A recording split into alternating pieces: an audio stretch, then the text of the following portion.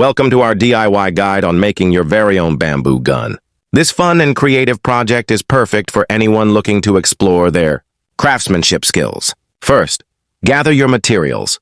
You'll need a sturdy piece of bamboo, a sharp knife, a rubber band, and some small projectiles like marbles or small stones. Make sure your bamboo is dry and straight for the best results. Begin by cutting the bamboo to your desired length. A piece around 2 feet works well. Next, make a small notch at one end. This will be where your rubber band will attach. Now take your rubber band and stretch it between the notch and the other end of the bamboo.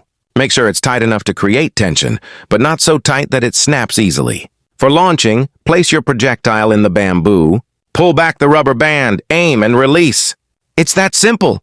Just remember to always use your bamboo gun safely and responsibly. Thanks for watching. If you enjoyed this project, don't forget to subscribe to our channel for more fun DIY ideas. Happy building!